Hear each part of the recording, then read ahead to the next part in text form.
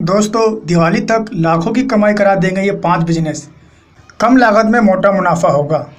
अगर आप अपना बिजनेस शुरू करना चाहते हो और कम लागत में मोटा मुनाफा देने वाले कारोबार के बारे में सोच रहे हो तो फिर ये वीडियो आपके लिए है। आज हम आपको 5 ऐसे बिजनेस आइडिया बता रहे हैं जिनके जरिए आप फेस्टिव सीजन में ताबड़तोड़ कमाई कर सकते हैं। खास बात यह है कि आप इन बिजनेस को पार्ट टाइम के तौर पर भी जारी रख सकते हो।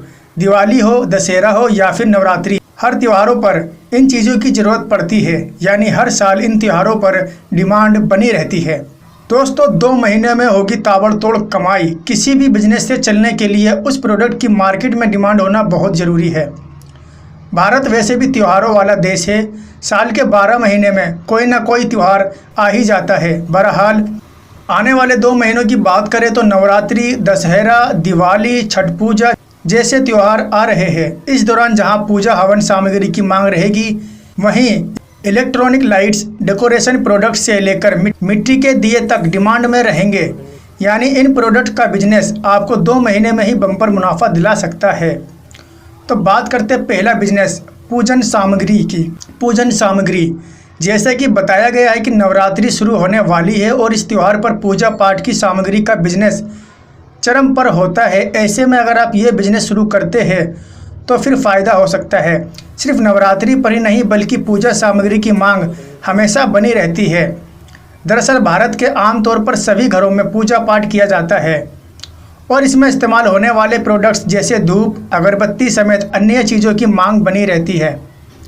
कम लागत पर इस बिज़नेस को शुरू करने के लिए आपको 5 से 7 हज़ार रुपये लगाने होंगे और इस निवेश के जरिए आप रोज़ाना 2,000 रुपये तक कमा सकते हो।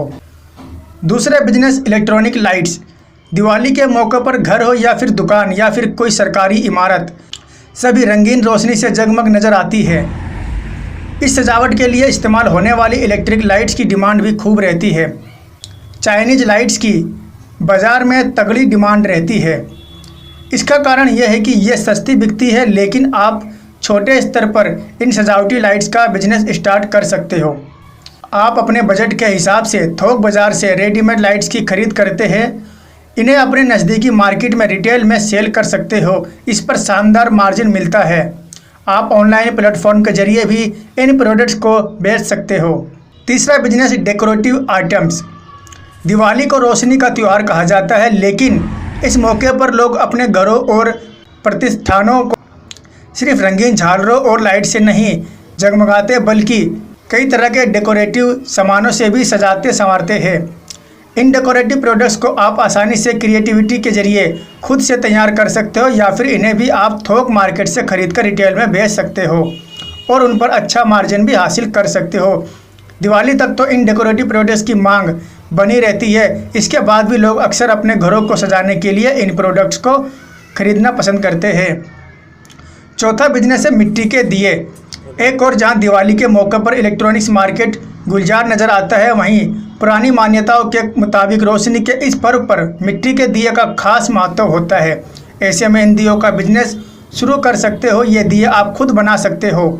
इन्हें कुम्हारों से बनवाकर अलग तरीके से डिज़ाइन कर सकते हो। आजकल अन्य सामानों की तरह ही डिज़ाइनर दिए भी खूब मांग में रहते हैं और रिटेल मार्केट से लेकर ऑनलाइन प्लेटफॉर्म तक बिकते हुए नज़र आते हैं।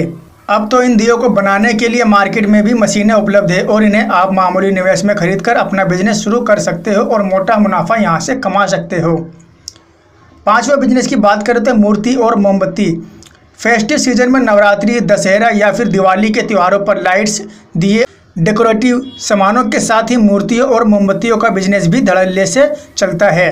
नवरात्रि से लेकर दिवाली तक गणेश, लक्ष्मी, कुबेर जी, दुर्गा माता समेत अन्य देवी देवताओं की मूर्तियों की मांग बनी रहती है।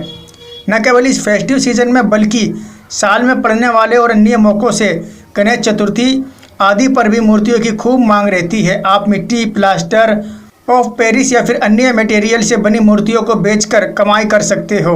इसके अलावा दिवाली पर मोमबत्तियां भी खूब डिमांड में रहती है। डिज़ाइनर मोमबत्तियों को तैयार कर आप अपने ब्रांड के साथ मार्केट में उतर सकते हो। इस बिजनेस में भी तगड़ा मार्जिन रहता है।